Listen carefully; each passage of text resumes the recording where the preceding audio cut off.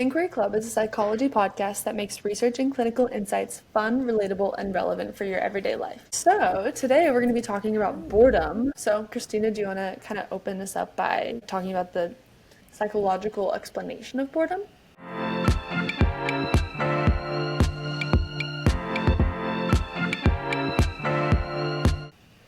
Yes, so boredom, defined by John Eastwood and his colleagues, who is a psychologist, he talks about boredom as being kind of universally conceptualized as the adverse experience of wanting but being unable to engage in satisfactory activity. And so something kind of notable about boredom is that it's often not a state of equilibrium. You feel like you want to get out of it oftentimes.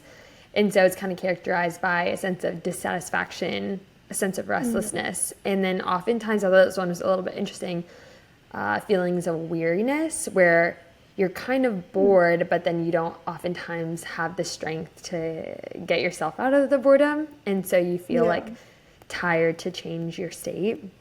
And so then that can lead to other things like mild frustration. It can make us feel like there's a slower passage of time.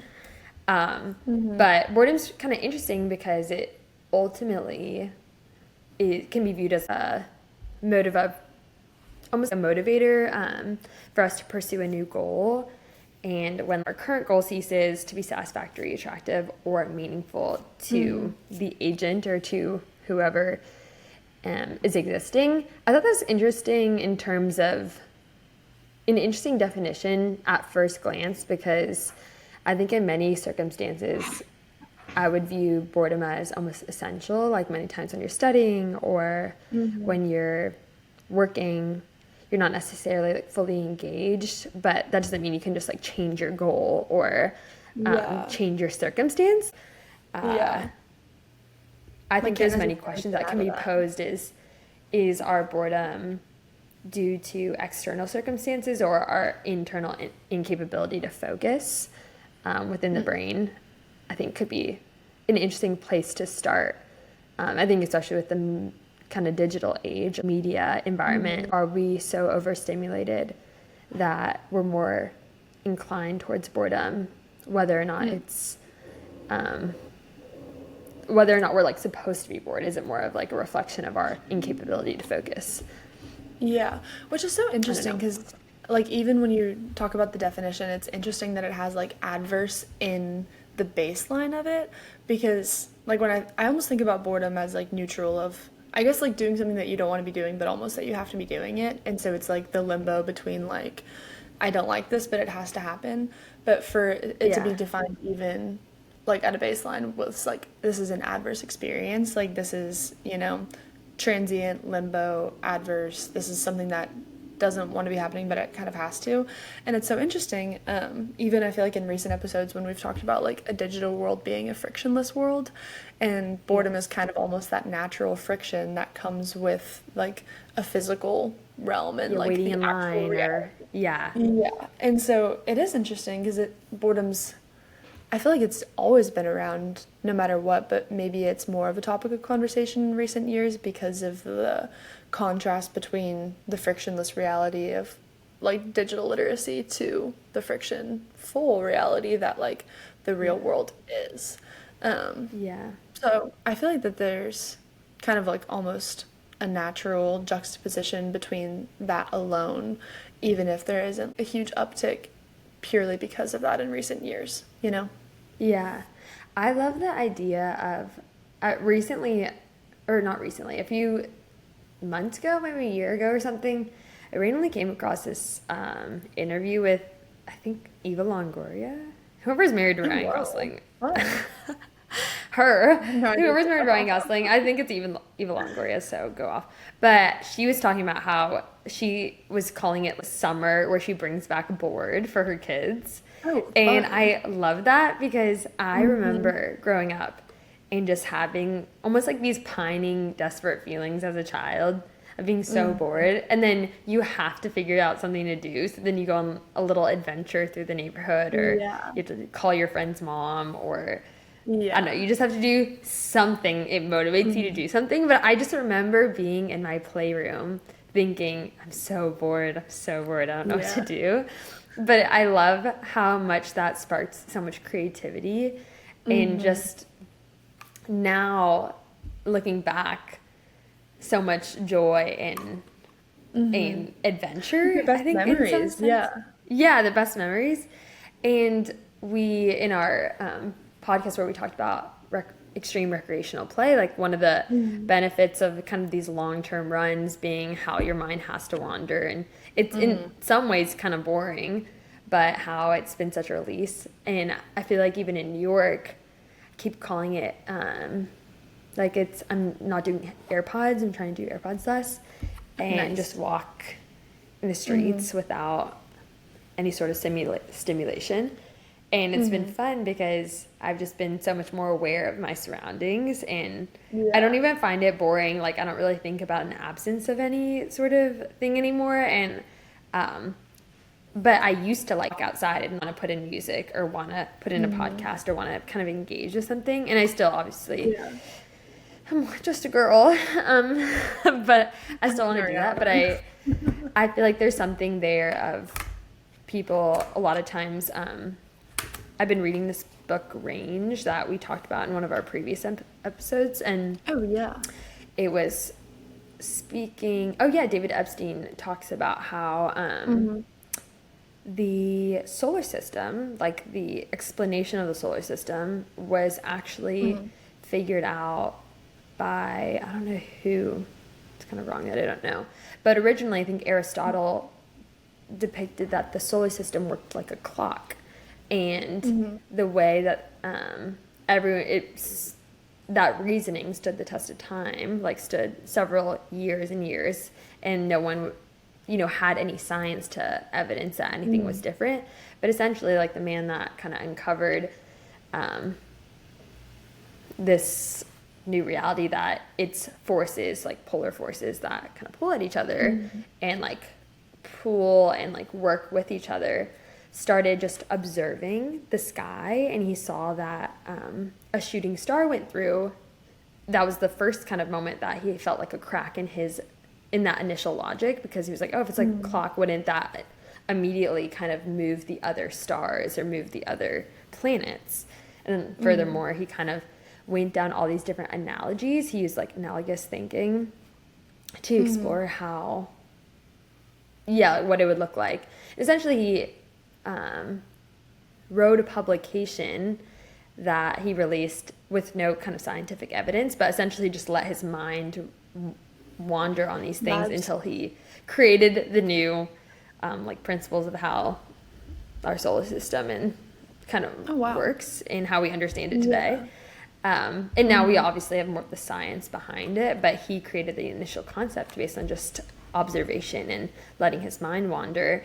And so I just found that super inspiring, because it really does take time, in space, that a lot of times we don't give ourselves.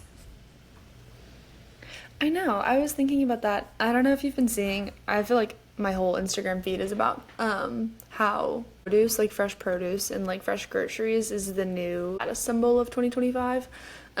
Being able to Well, so whatever. true. Honestly, I haven't seen that, but it's hilarious.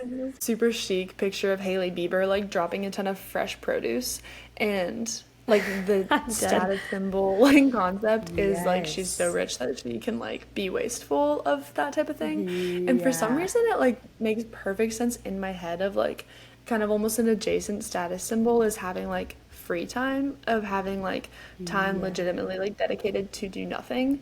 And like especially like my line of work is like primarily freelance, so it's like all things that I sign myself up for, and so it's like on your own clock, all these things, and then like obviously everyone who has an 8 to 5, like that's already like a pretty demanding schedule, and then your like fun stuff and extra commitments outside of that.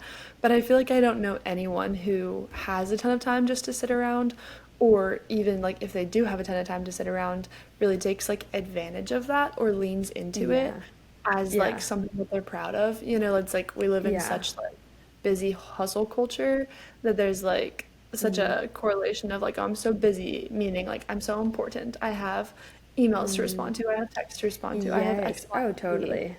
And like very much so how it always feels. But then it's like I think about that next generation up of like, really successful, like sophisticated individuals. And it's like if I were them, or when I think about how they spend their time, I picture them like sitting in a library, like thinking, it's just Yeah, like having time to like totally. dedicate towards like the concepts that you care about. And that Yeah, almost that's being like the interesting. status symbol of you don't have to work constantly, like people don't need you constantly. Yeah, that's Um, interesting.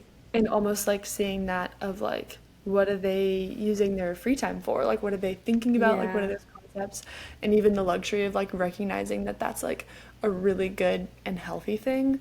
It's Yes. just like so interesting to Oh me. yeah. I I was know listening that's like, to a podcast, just really quick side note on what you said. mhm. But it's called the Burnouts, and weird name, honestly. But it's really good, and it's kind of about, it's like two young girls interviewing different people in terms of business. Mhm. They're, actually might have referenced them before. They started a Mhm. fashion tech company called Fia. Oh yeah, you did last And episode. yeah, Yeah. and they interviewed this. I think he's a hedge fund manager in New York now, Mhm. but he was talking about the greatest asset the greatest depiction of wealth, in his opinion, is to have freedom of time and have Mhm. autonomy over your time. And I Mhm. thought that was super wise. And so he was essentially, his argument was like, the more money you save, the more time you buy back for yourself, because True. you're not under someone else's scrutiny of time. And I was like, Mhm. that is very true. I thought it was a really interesting concept.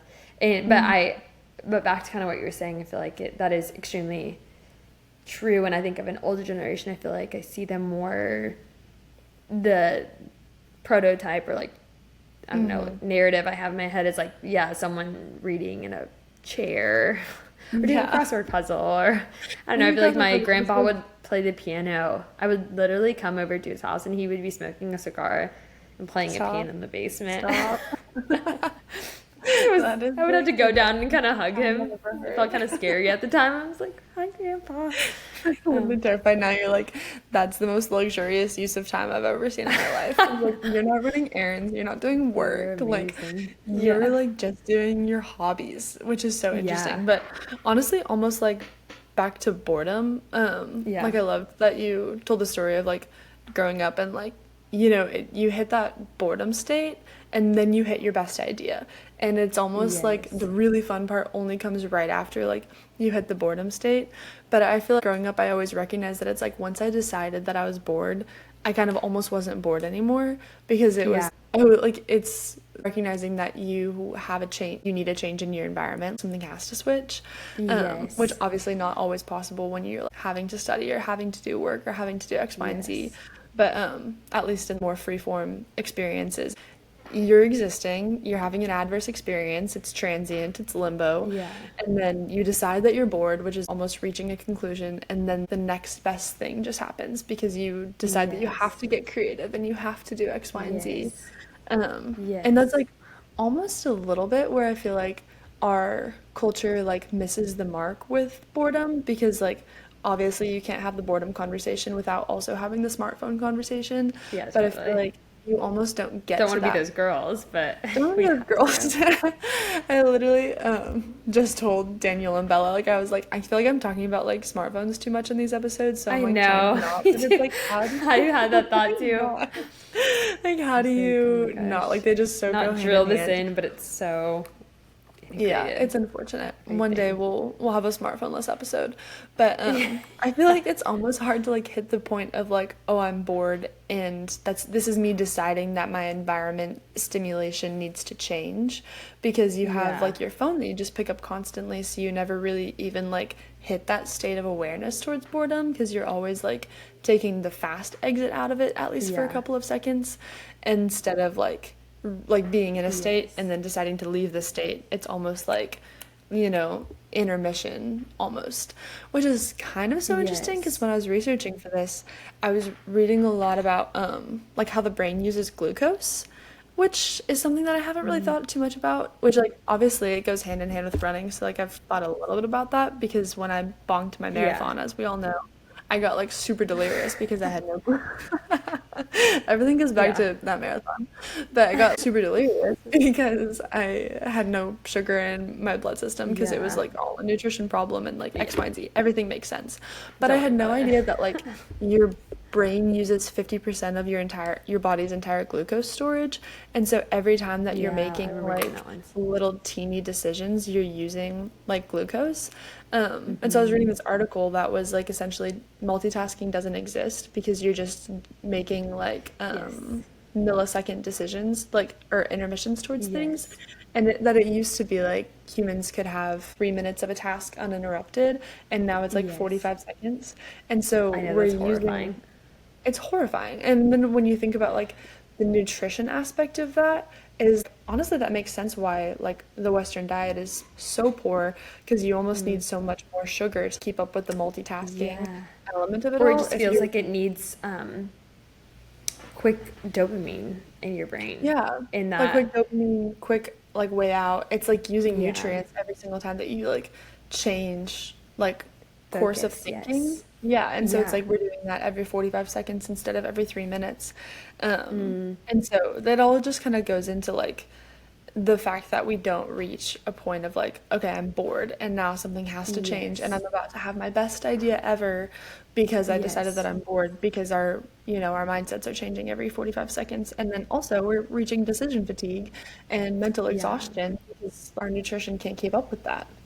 Yes. And I think the what you're saying, not being stimulated, not having too little of a stimulation where you're Mm-hmm. bored enough to get a response out of yourself and do something different, Mm-hmm. I think is interesting because even if I, for example, am on my phone or something and been scrolling, I'm Mm-hmm. like, okay, I need to put this down. That's not a productive way. Oftentimes, Yeah. I found in the past that I didn't even know what I wanted to do then in that moment. And so I Mm-hmm. started writing down a list of things that I do instead of my phone, which I feel like a lot of people do Mm-hmm. this now, and Yeah. either like write poetry or go for a walk Mm-hmm. or like apply to something or like read an article that I find interesting. Now that's why I Apply to love something. Substack. No, literally. Well, I guess that was before I was in graduate school, but working Yeah. on like application stuff. But Apply to something. Go online free and ball and figure out apply. something to apply for.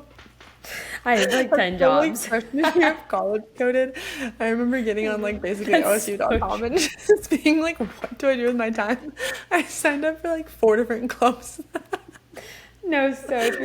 Yeah, take me back. That's That is, really yeah, that's boredom. giving freshman year coded for sure.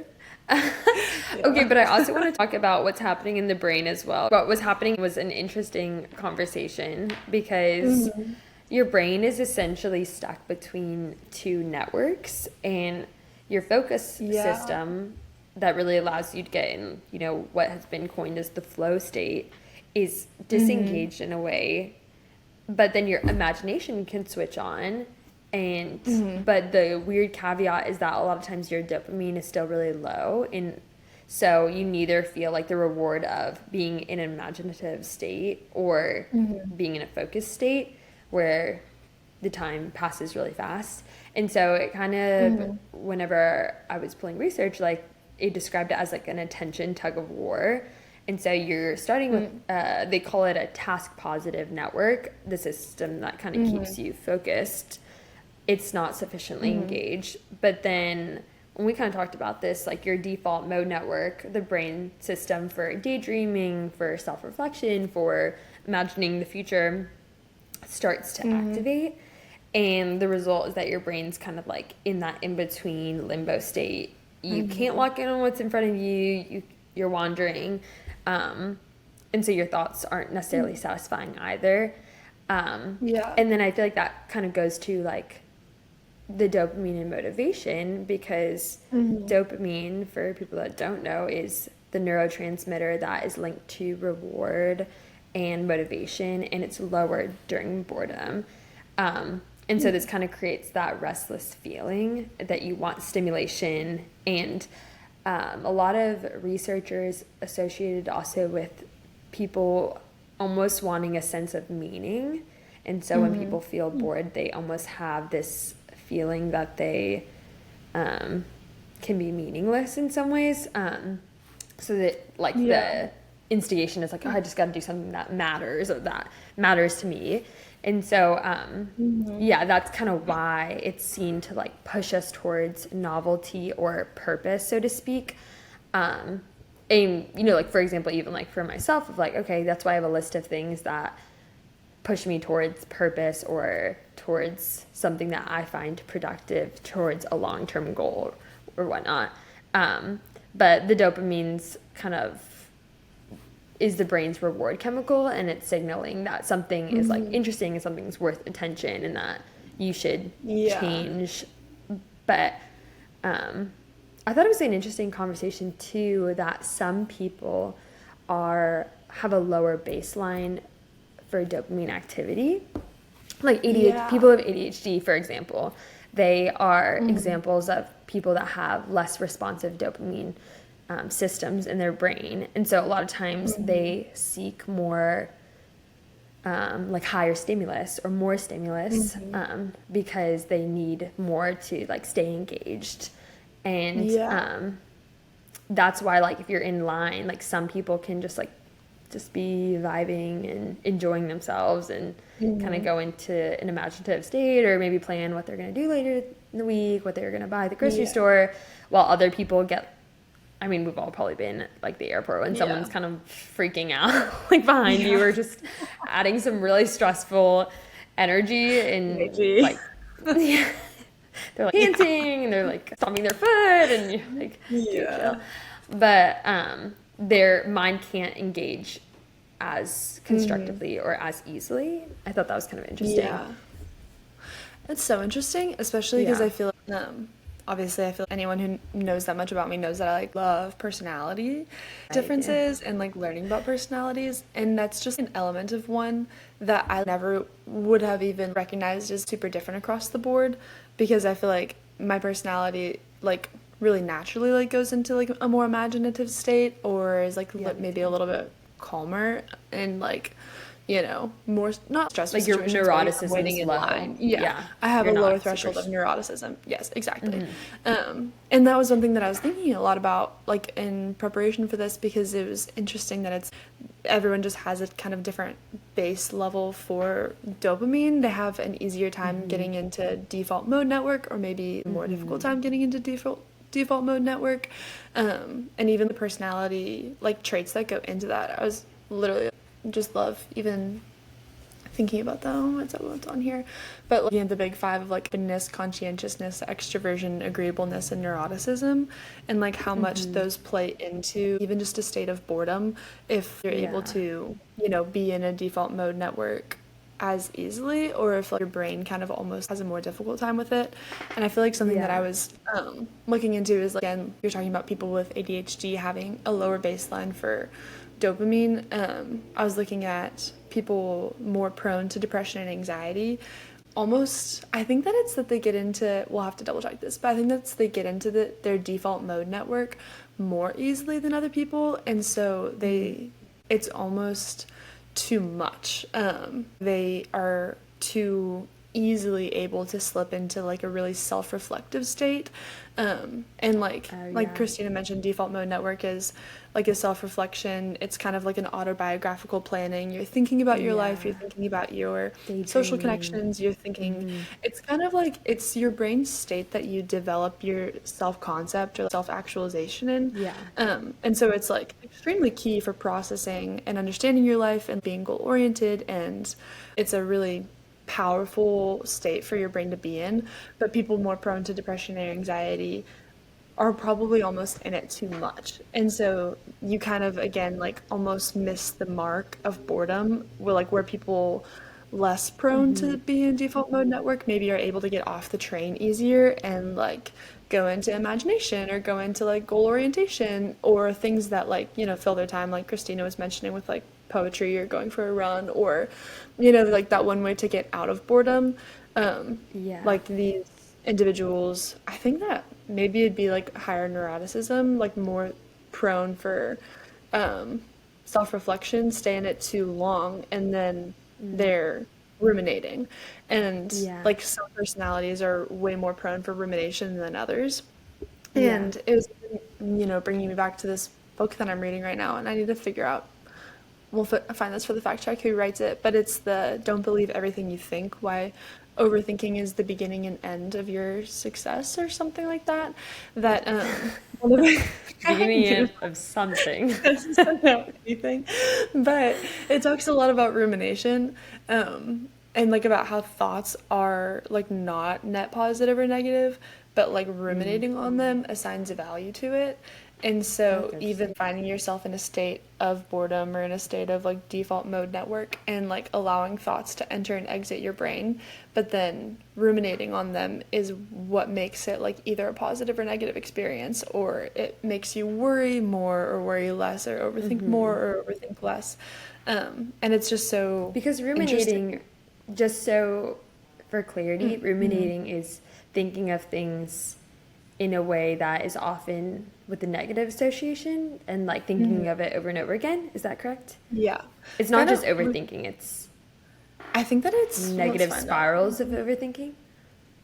It might not be inherently negative. I think that it's probably just the Okay. word for overthinking. Yeah, a deeper considered thought about something. It's like the action Okay. of like deep consideration.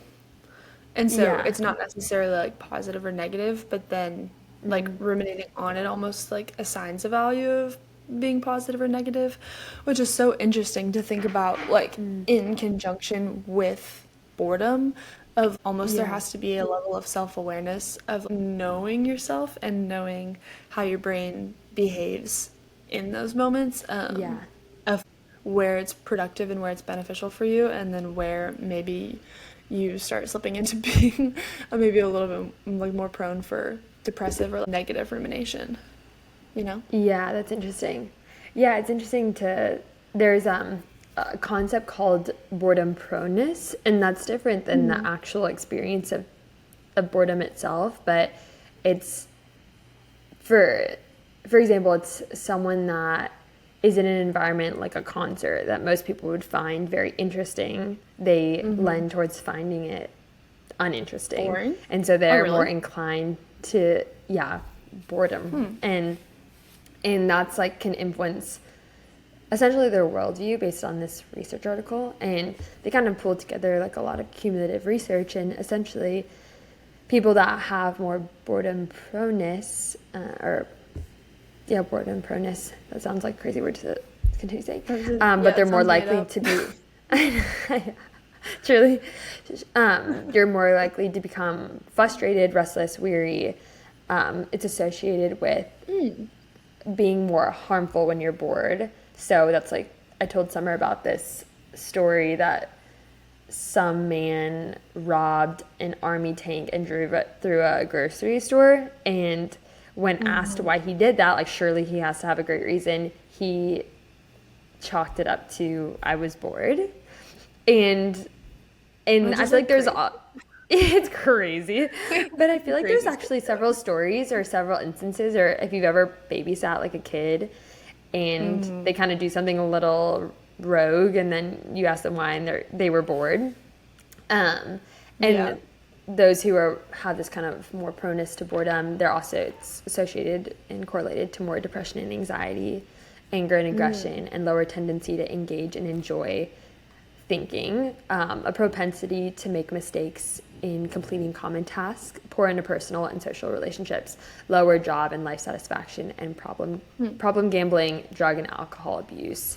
And so essentially it's not saying because you're more prone to be bored, it's just more indicating a correlation between people that are naturally inclined towards boredom or potentially have lower dopamine systems, kind of having maybe more association with negative behavior. And maybe that's people that their boredom takes them to negative places versus higher creativity thresholds or new innovative thinking, or the woman that wrote, I forget what it's called, Bored and Brilliant. She talks about whenever she was just had her kid, she started taking her baby on long walks, and was just kind of felt like on the walks just a little disappointed, like I was this big producer. I think she was maybe a journalist or something, and she was she was a traveling journalist. she was a journalist. traveling the world and doing all these cool reporting, and then now she's kind of like classic trope of like mom not stuck with her kid, but just like more isolated with her child on a long walk. Lifestyle change. And she, yeah, lifestyle change. And later on in her career, she got like her dream opportunity to host a podcast and to kind of have all these innovative ideas. And she realized she had none. Like she felt like completely burnt out and had almost no creative ideas. And when she went back to think as to why, in like moments when she felt a lot of creativity and innovation, she noted that it was on these kind of long walks with her child because her mind would just wander. And I think that's a great example of the way your brain can channel things for good. There's a study by this man named Adam Mastrioni that I mentioned this summer, and it's called Things Could Be Better. And essentially in the article or in the research paper, he conducted a study that asked people how could things be different. And across the responses that he got, people's kind of universal tendency was to indicate how things could be better.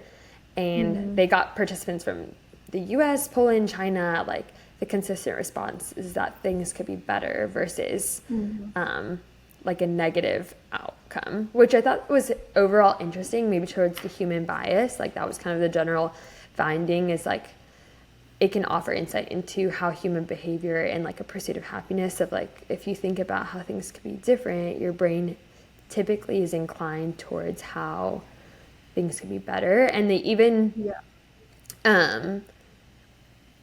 they even asked in different phrasing because they were worried maybe, okay, when we say different, maybe people are thinking that we mean how can things be better. So they would phrase it differently, whether they were asking how things could be better or worse or just different. It didn't significantly impact the responses, and people still lean towards imagining improvements. And even people who had factors like depression, anxiety, and neuroticism, they actually didn't notice like experience notable influence to this tendency to lend towards positive improvements. And they did notice, though, individuals that had higher levels of openness, they were more likely to envision improvements. So those people did have like a upper bell curve in terms of indicating improvements. But I thought it was kind of an interesting maybe case for why it's beneficial to put yourself in positions of boredom and to seek boredom, and maybe pose questions to yourself of like, okay, how could things be better in X? Because they would ask them specific questions of different categories. How could things be better with your phone, with your pets, with abstract concepts like happiness? And oftentimes people had an idea in their head. And so I don't know, maybe a challenge to people to like take yourself on a walk and let yourself just really like ponder, maybe start with a question and see where your brain takes you. Because for the author of Bored and Brilliant, she noted that it wasn't just the self-reflection, it was the little like mind paths and mazes that her brain would go on. And I find that to be kind of true for myself. It's like I start thinking about this one thing, then it like prompts this other idea, and then another idea, and then another idea, and then I'm like 30 minutes down a rabbit hole of thoughts. And I don't know, it's kind of fun. Well, that's interesting, and that's kind of like a genius practice to like start trying to like habitually implement in your life, and to like almost set yourself up for success in boredom, you know, to like intentionally seek it out, or like know that you're intentionally going on a walk around Central Park and not bringing any music, so that you can almost like get used to it, so that you're more prepared process for something, when process something, like kind of challenge yourself to have an idea, or like challenge yourself to think about how things could just be different, anything like that. So then the next time that you're in the grocery store and you're like getting those vibes of like slight irritation, your brain probably, like maybe with a little bit of practice, will lend away from neuroticism instead of into it. And then it's like you're like being able to live out a daily practice of being more creative and being more imaginative, like in like random little moments, instead of just like waiting for these big moments to happen. Because I feel like anytime that I'm like overworking myself with career things, it's almost like the worst case scenario because you're working too much, you're not thinking, like you don't have free thought, You're you not don't thinking as have clearly, for sure. yes, you're not thinking as clearly, you're not allowing yourself space for creativity, and then you're putting a ton of pressure on yourself to have your best idea ever. Yeah. You know, oh, I'm Yeah. exhausted and I have no space. And now, Yeah. push comes to shove, I have to have the best idea I've ever had, ever. And that's just almost so Ever. Yeah. unrealistic to ask in your brain, yeah, Yeah.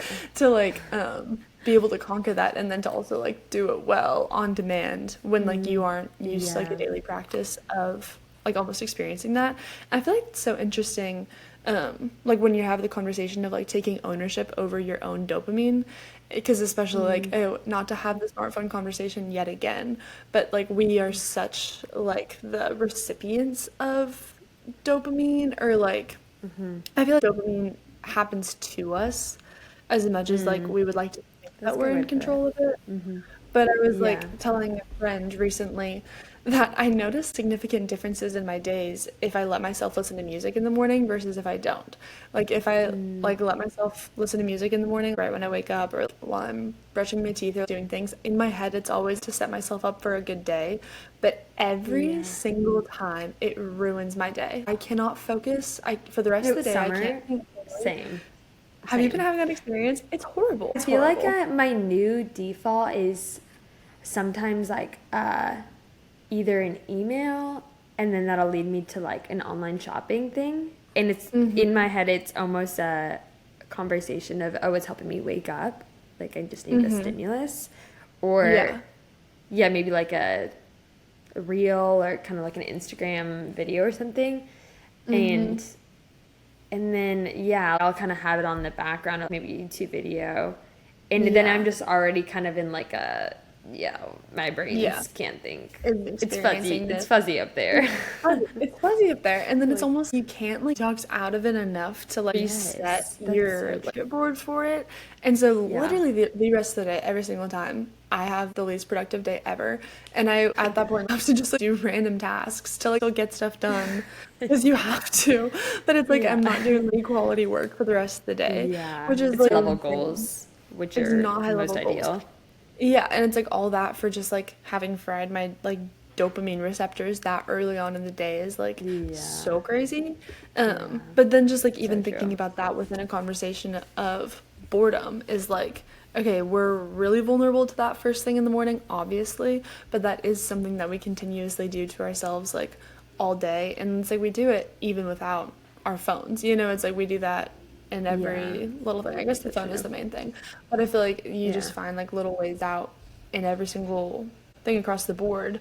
Um, and I even think about, I feel like there's specific ways to dopamine detox or raise your baseline. Like I know that my sister a few years ago was intentionally taking cold showers because Oh my gosh. intentional, Dang.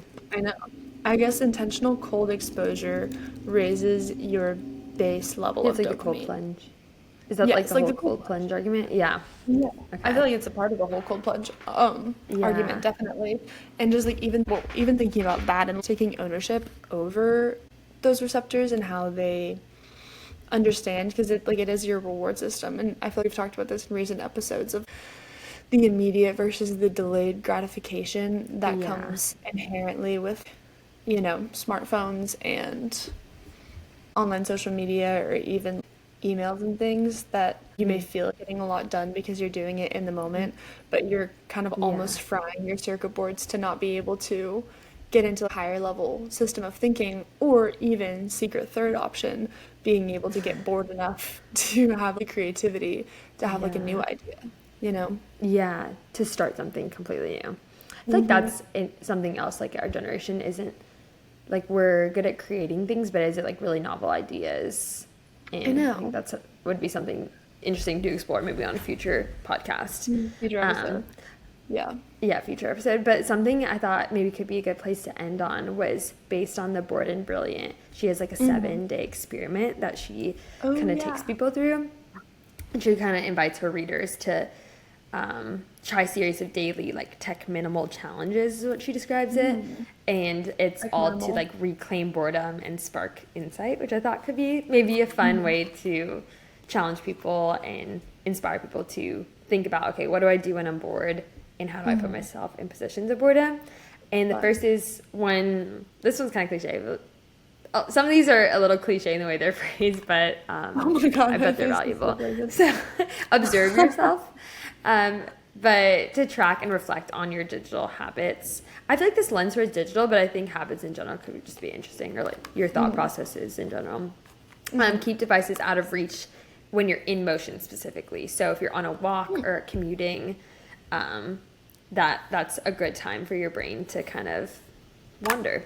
So try to keep your devices out of contact. Photo free day, engage without documenting or sharing anything. I love this. I've done this multiple times because I feel like in New York everything's super aesthetic, where I've noticed how I could take a photo with the thought.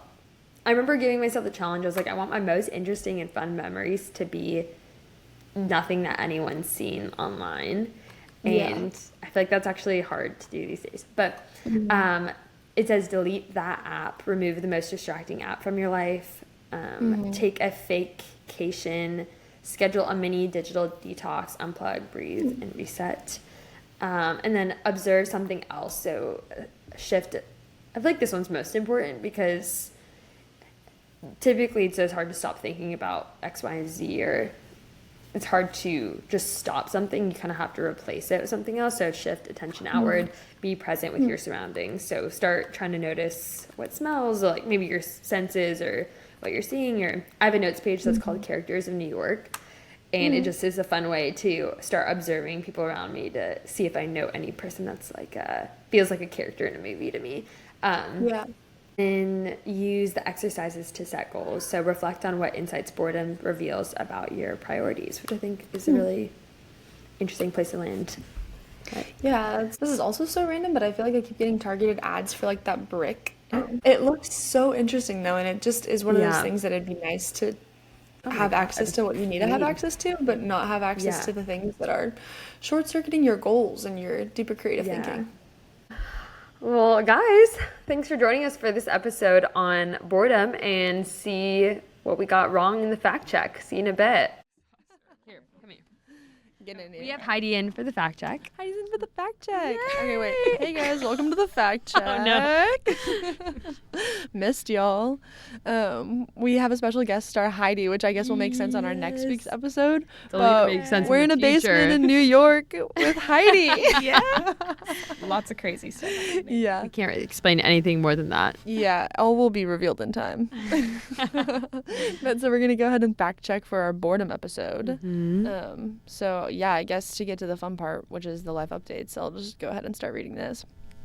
But so, Christina mentioned the use of boredom and deep thought as a means for Johannes Kepler to discover the laws of planetary motion, aka how we understand planets to be held in space. This came from Chapter 5 in Epstein's Range. To expand on this, Aristotle had described the heavens as perfect, unchanging spheres moving in uniform circular motion, a model that endured for centuries. But by Kepler's time, this rigid worldview still shaped how people thought about planetary movement, which the universe as a flawless cosmic clock. Kepler studied planetary orbits but found the circular motion model didn't fully explain what he observed, especially irregular phenomena like comets. Instead, forcing data to fit into the old model, Kepler turned to an analogy using ideas outside of astronomy. So he compared the planets to magnets, imagining poles that could pull and influence motion, and he thought about moving forces rather than static gears, which is a large shift from Aristotle's eternal perfect circles. This analogical leap opened the door of new connections and motion, leading eventually to his 3 laws of planetary motion. Yeah, which is like his magnum opus of kind of his career.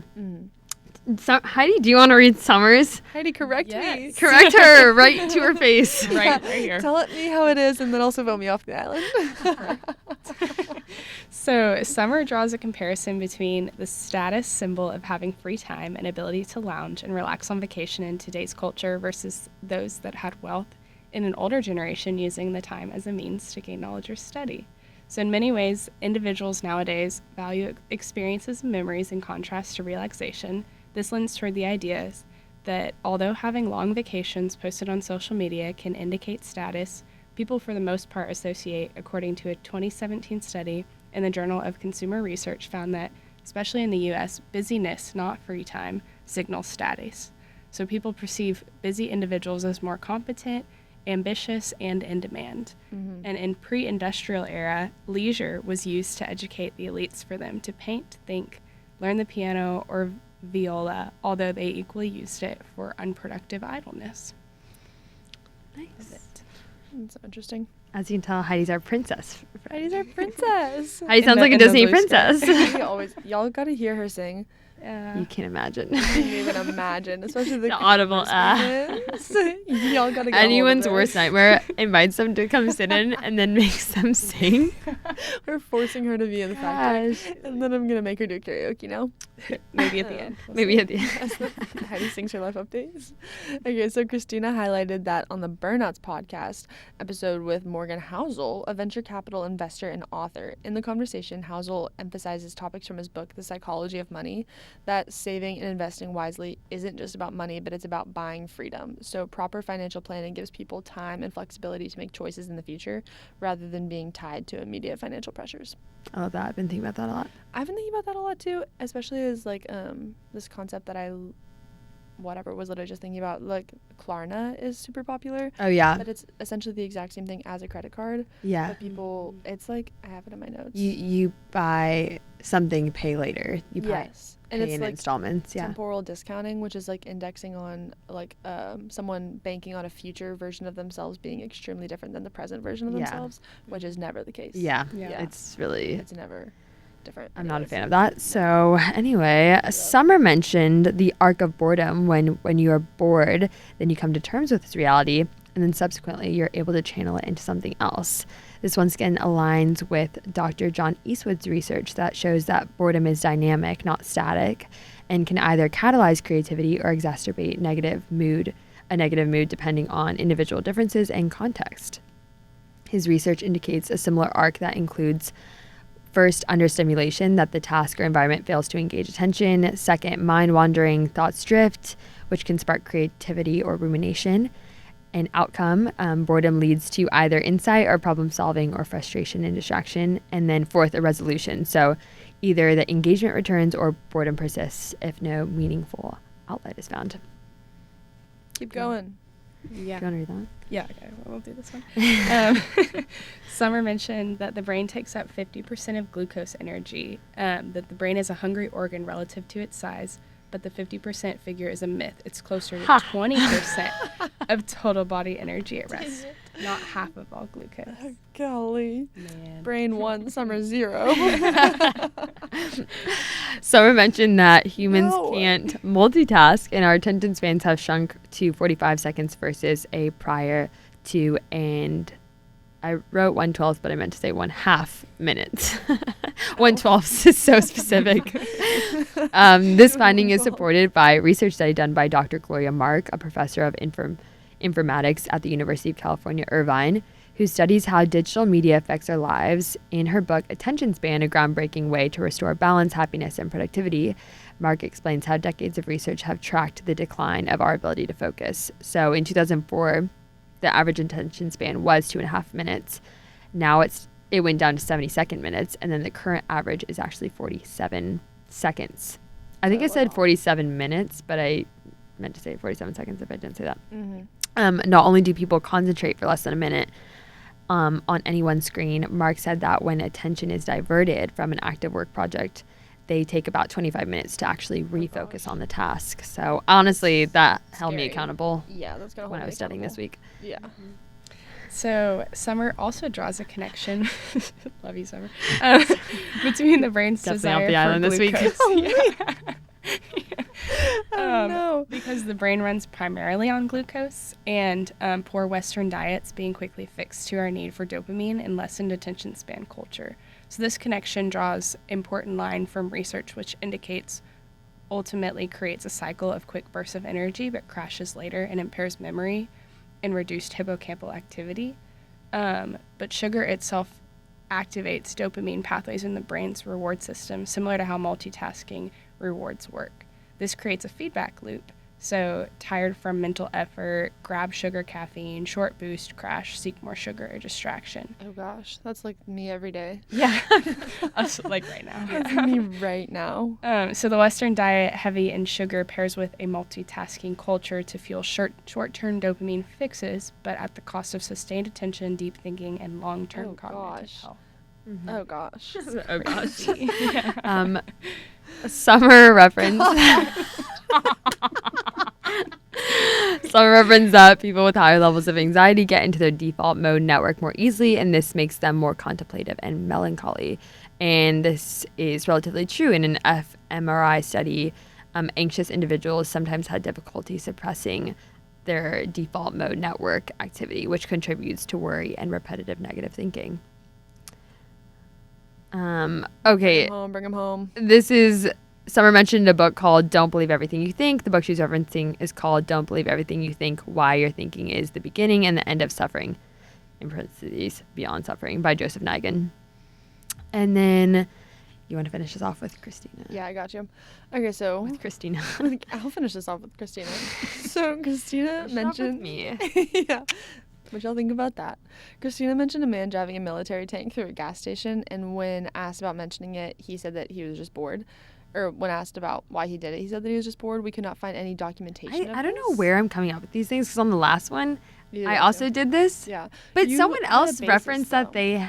they saw that Yeah. on our Instagram. No. So We maybe I was crazy, but yeah, it was like a cultural one of those like the Mandela effect where Yes. everyone thought they saw it and it was wrong and it or never something. happened. Yeah. I do remember that one episode though.